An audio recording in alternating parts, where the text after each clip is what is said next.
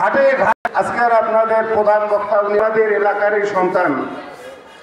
আজকে আমার আসার কথা ছিল না, একটি কথা আমার মনে পড়লো, নাম দিয়েছেন একজন অতিথি যদি 1000 কোটি দেয় 79,000 টাকা, আরো তো বিশেষ অতিথি আমার প্রধান অতিথি আছে, তাহলে আমার মনে হয় একটা ওয়াজ মাহফিলে 2-3 লাখ টাকা আমার মনে হয় কোনোভাবে এটা সম্ভব যে 2-3 লাখ টাকা কালেকশন করা।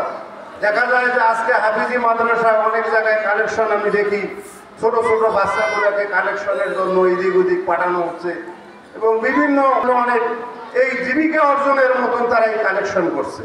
তা আমার যেটা ব্যক্তিগত একটা অনুরোধ, আপনারা যে যেখানে ওয়াজ মাহফিল করেন বাইরে হাটে ঘাটে মাঠে কালেকশনটা বন্ধ করবেন। এই যে এত করে যারা নাম দেবেন, আমার মনে হয় এরা যদি 1000-2000 কোটি টাকা দেয় একটা ওয়াজ মাহফিল করা সম্ভব। এতে করে মাদ্রাসার উন্নতি হবে।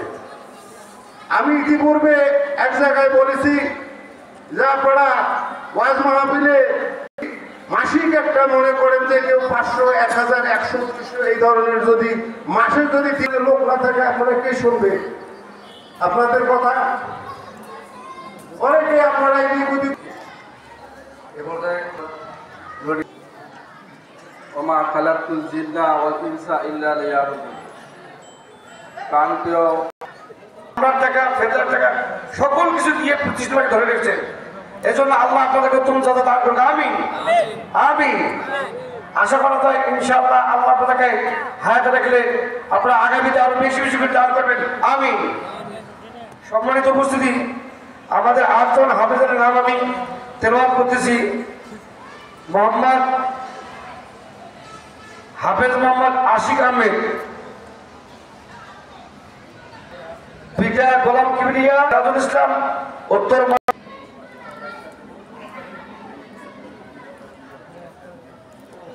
ভাই ভাই দ্বিতীয় হাফেজের নাম আরেকবার আমাদের আজকে পানি প্রদান করছেন আমাদের আজকের জনাব আলহাজ হাফেজ মাওলানা মোহাম্মদ আব্দুর রশিদ হোসেন মাজাপাড়া বাংলাদেশ রিয়াদ, পিতা মোহাম্মদ রফিকুল ইসলাম, গ্রাম লালচাঁদপুর বাংলাদেশের রংপুর খলিয়া, তাকে পানি প্রদান করতেছে মাদ্রাসার সম্মানিত সভাপতি প্রতিষ্ঠাতা মোহাম্মদ নাজির। আবার তাকে ফটো সেশন নেওয়ার জন্য অনুরোধ করতেছি। আমি এক এক করে নাম বলতেছি। 1 নম্বরে হাফেজ মোহাম্মদ আশিক আহমেদ, হাফেজ মোহাম্মদ আরাফাত, হাফেজ মোহাম্মদ আব্দুর রহিম, হাফেজ মোহাম্মদ হোসেন আহমেদ, হাফেজ মোহাম্মদ আব্দুল্লাহ আকাশ, হাফেজ মোহাম্মদ ইউনুস আলী রিয়াদ, হাফেজ মোহাম্মদ নাজিরুল ইসলাম, হাফেজ মোহাম্মদ সিয়াদ আহমেদ।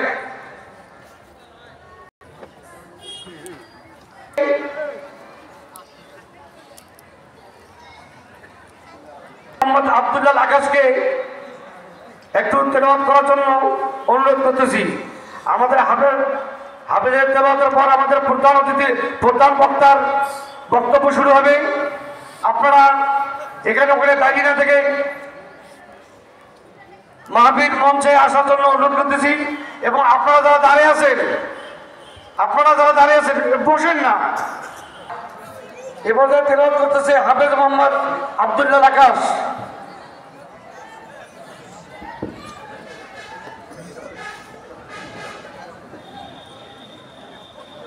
السلام عليكم ورحمة الله وبركاته. أعوذ بالله وعلمتني السماء وألحقني وبركاته. ধন্যবাদ আকাশকে। আজকের এই দস্তরবন্দির সম্মানিত প্রধান বক্তার আমাদের আলোচনা শুরু হবে। আপনারা যারা হাটে বাজারে দোকানপাটে চার দোকানে বসে আড্ডা দিচ্ছে চলে আসুন।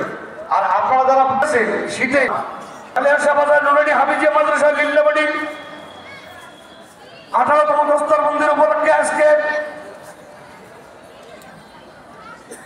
এই মাহফিলের যিনি অলঙ্কৃত করেছেন উত্তরবঙ্গের খ্যাতিসম্পন্ন বক্তা যার বক্তব্য শোনার জন্য টাইমিনার মসজিদে জুম্মার নামাজের আজানে 1 ঘন্টা আগে মানুষ যে বসে থাকে, তিনি আমাদের মাঝে প্রধান বক্তা। তিনি আমাদের মাঝে অনেকে সুন্দরভাবে আমাদের মাঝে বক্তব্য পেশ করবেন, আমরা সুন্দরভাবে শুনবো। তাই আমরা এলোমেলো না হয়ে সুন্দরভাবে বসি। সম্মানিত উপস্থিতি, এ পর্যায়ে বক্তব্য পেশ করবেন 18তম দস্তরবন্দের সম্মানিত প্রধান বক্তা জনাব আলহাজ হাফেজ মাওলানা মোহাম্মদ আব্দুর রশিদ সরকার, খতিব কেন্দ্রীয় বাস টার্মিনাল জামে মসজিদ রংপুর। সম্মানিত প্রধান বক্তাকে তার বক্তব্য পেশ করার জন্য বিনীতভাবে অনুরোধ করতেছি। নাহমাদুহু ওয়া নাস্তাঈনুহু ওয়া নাস্তাগফিরুহু।